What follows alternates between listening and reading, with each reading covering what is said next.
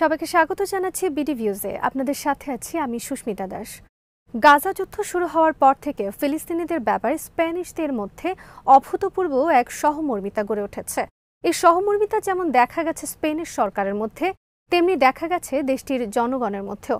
তবে এই আবেগ একপাক্ষিক নয়, যার প্রমাণ পাওয়া গেছে ইউফা কাপের ফাইনালের সময়। স্টেডিয়ামে উপস্থিত ফিলিস্তিনিরা গলা ফাটিয়েছেন স্পেনের সমর্থনে। বিস্তারিত থাকছে তামান্না মিনহাজের প্রতিবেদনে।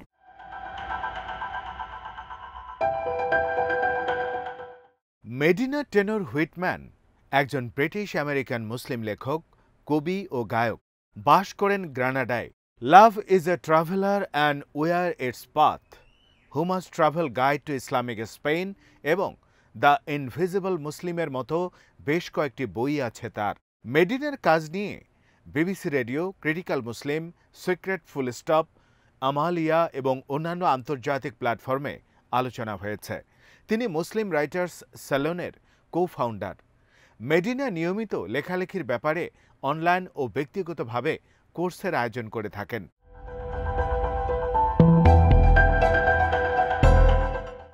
গাজায় গত বছর অক্টোবরে হামলা শুরু করে ইসরায়েল।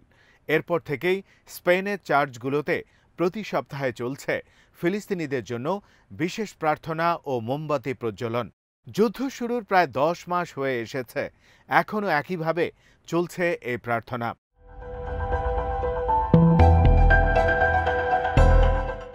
সম্প্রতি অনুষ্ঠিত হয়ে গেল উয়েফা কাপের ফাইনাল। ইংল্যান্ডকে পরাজিত করার পর স্পেনের অলিগলিতে শুরু হয় বিজয় উৎসব। ওই বিজয় মিছিলগুলো থেকেও ফ্রি প্যালেস্টাইন বলে স্লোগান দেয়া হয়। ইউরোপীয় ইউনিয়নের সব সদস্য দেশের মধ্যে স্বাধীন ফিলিস্তিনের দাবিতে সবচেয়ে সোচ্চার স্প্যানিশরাই। ফিলিস্তিনকে স্বীকৃতি দেয়া দেশগুলোর তালিকাতেও তাদের অবস্থান প্রথম দিকে। গত মে মাসে তারা ফিলিস্তিনকে স্বীকৃতি দেয়। বিষয়টি শুধু মৌখিক স্বীকৃতি ছিল না, ফিলিস্তিনকে দেয়া মানবিক ত্রাণ সহায়তার পরিমাণও বাড়িয়েছে স্পেন। গত বছর এই সহায়তার পরিমাণ ছিল $54 মিলিয়ন। এর সঙ্গে আরও $17 মিলিয়ন যুক্ত করেছে তারা।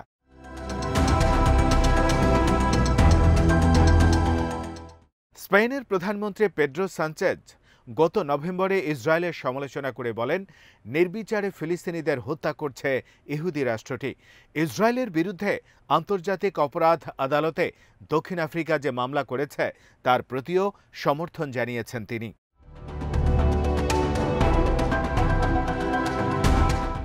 আরব ও মুসলিমদের সঙ্গে এক অদ্ভুত সম্পর্ক রয়েছে স্পেনের। অতীত, ঐতিহ্য, কৃষ্টি, সংস্কৃতিতে সম্পর্কগুলো ভিন্ন ও সাদৃশ্যে অনন্য। সরকারিভাবে স্পেন তাদের 8 শতাব্দীর মুসলিম শাসনের ব্যাপারে প্রকাশ্যে উচ্চকিত নয়, বরং বিষয়টি নিয়ে খুব আলোচনাকে কিছুটা দূরেই সরিয়ে রাখে তারা। বরং মুসলমানদের শাসনের অংশটিকে বিদেশি আগ্রাসন হিসেবে বিবেচনার অবস্থানই বেশি দেখা যায় তাদের মধ্যে। তারা মনে করে ন্যায়সঙ্গতভাবেই ওই শাসনকে তারা সরিয়ে দিয়েছে।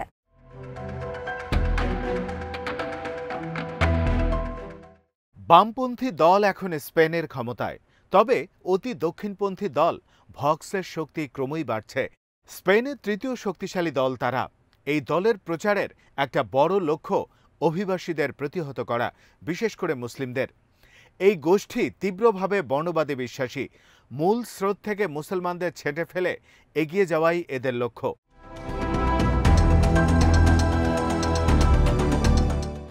সুদূর অতীতে ইউরোপীয় খ্রিস্টানরা মুসলমানদের মুর বলে সম্বোধন করত।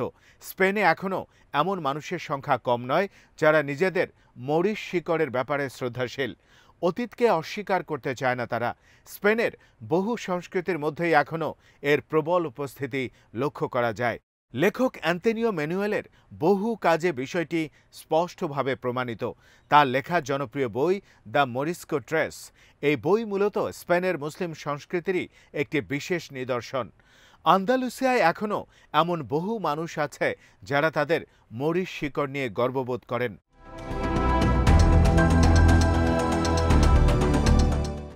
তবে ফিলিস্তিনিদের প্রতি সহানুভূতি প্রকাশের ক্ষেত্রে এই শিকড় কতটা কাজ করছে তা বোঝা মুশকিল। নিশ্চিতভাবেই বলা যায়, সহানুভূতির অন্যতম কারণ ইসরায়েলের নিপীড়ন। ক্ষমতাসীন প্রশাসনের নিপীড়ন কতটা তীব্র হতে পারে তার ধারণা আছে স্প্যানিশদের। তারা ফ্যাসিবাদী সরকারের অধীনে পার করেছে দীর্ঘ একটা সময়। ১৯৭৫ সালে স্বৈরশাসক ফ্রান্সিসকো ফ্রাঙ্কোর মৃত্যুর পর এই কালো অধ্যায়ের অবসান ঘটে স্পেনে।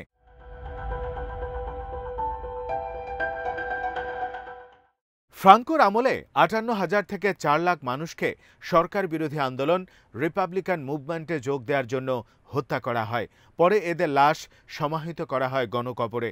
নিহতদের মধ্যে শিশু ও গর্ভবতী নারীও ছিল। ওই সময় নিখোঁজ হয়ে যায় সোয়া ২ লাখ মানুষ। অসংখ্য নারী ধর্ষণের শিকার হয়।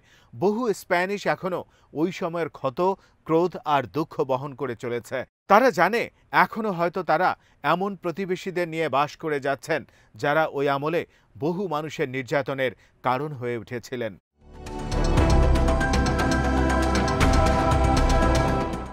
স্বৈরশাসন অবসানের পর থেকে বামপন্থী সরকারের শাসন চলছে স্পেনে। তারও প্রায় ৫০ বছর হতে চলল।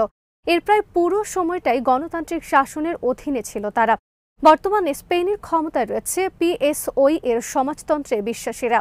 এই বামপন্থী জোটে আরও আছে একই ধারায় বিশ্বাসী দল সুমার ও কাতালোনিয়ার কয়েকটি দল। ফিলিস্তিনের প্রতি কাতালোনিয়ানদের সমর্থনের ইতিহাস দীর্ঘদিনের। তবে তাদের এই সমর্থনের কারণ শুধুই মানবিক নয়। স্বাধীনতার জন্য ফিলিস্তিনের যে দীর্ঘ লড়াই, তার সঙ্গে নিজেদের সংগ্রামের সাদৃশ্য খুঁজে পান কাতালানরা। এই আধা স্বায়ত্তশাসিত অঞ্চলটির স্বাধীনতার লড়াই চালিয়ে যাওয়ার ইতিহাসও খুব অল্প দিনের নয়।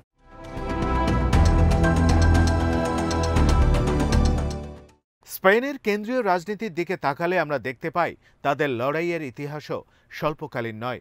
বর্তমানে ক্ষমতাসীন পিএসওই প্রজাতন্ত্র প্রতিষ্ঠার লড়াইয়ে উপস্থিত ছিল দীর্ঘ সময় ধরে। ১৯৩৩ ও ১৯৩৯ সালে যে গৃহযুদ্ধ স্পেনে ছড়িয়ে পড়ে তাতে এই দলের অংশগ্রহণ ছিল। ২০০৭ সালে তারা একটি ঐতিহাসিক স্মরণ আইনে স্বাক্ষর করে। ওই আইনের মাধ্যমে আনুষ্ঠানিকভাবে ফ্রাঙ্কোর আমলের নির্যাতনের নিন্দা করা হয়। একই সঙ্গে ওই সময়ের প্রশংসাসূচক যে কোনো অবস্থান বা বক্তব্য নিষিদ্ধ করা হয়।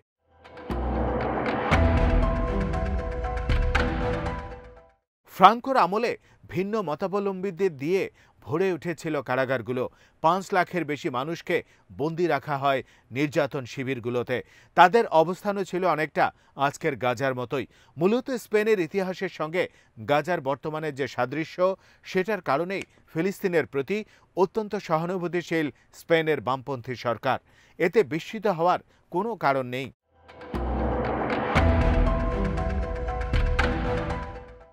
স্পেনের ডানপন্থী দলগুলো মূলত ক্যাথলিক বিশ্বাসে অনুরক্ত।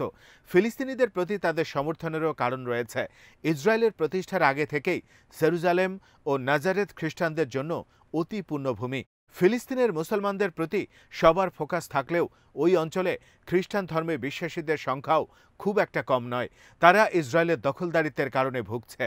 গাজার খ্রিস্টানরা হচ্ছেন বিশ্বের সবচেয়ে পুরনো খ্রিস্টান কমিউনিটির অংশ।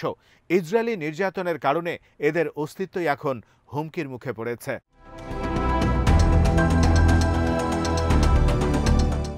স্পেনের খ্রিস্টানরা যখন ফিলিস্তিনকে সমর্থন করছে, তখন এর বিপরীত চিত্র দেখা যায় যুক্তরাষ্ট্রে।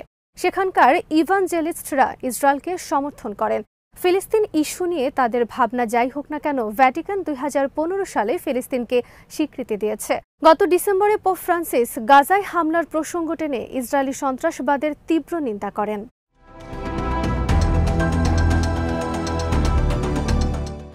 যুক্তরাষ্ট্রের রাজনৈতিক ব্যবস্থা মূলত দ্বিদলীয় এবং দুটি দলই শর্তহীনভাবে ইসরায়েলকে সমর্থন করে।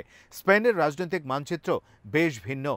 দেশটিতে অসংখ্য রাজনৈতিক দল তাদের মৌলিক মানবাধিকারের চর্চা করে। তাদের মত ও পথ ভিন্ন, ফলে ইসরায়েল তাদের নানামুখী লবি ব্যবহার করেও তাদের জন্য স্প্যানিশ জনসাধারণের সমর্থন আদায় করতে পারেনি।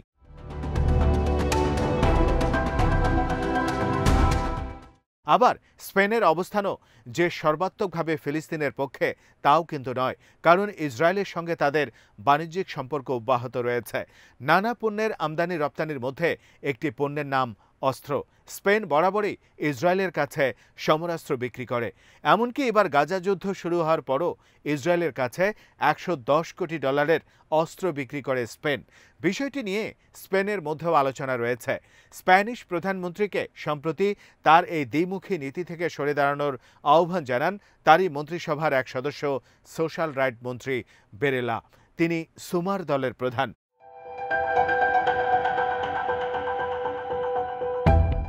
তবে সাধারণ জনগণের মধ্যে ফিলিস্তিনিদের ব্যাপারে নিখাদ ভালোবাসাই লক্ষ্য করা যায়। স্পেনের দেয়ালে দেয়ালে খুব সহজেই যে কারোরই চোখ পড়বে গাজাকে রক্ষার আহ্বান জানিয়ে আঁকা গ্রাফিতি। কাপড়ের দোকানগুলোতে কিফায়া বিক্রি হচ্ছে।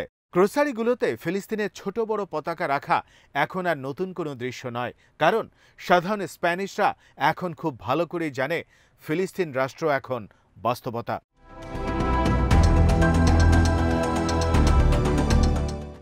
আজ এখানেই শেষ করছি। সবাই ভালো থাকুন, সুস্থ থাকুন আর দেখতে থাকুন বিডি ভিউজ। চ্যানেলটি ভালো লাগলে সাবস্ক্রাইব করুন। সংযুক্ত থাকুন আমাদের ফেসবুক পেজে।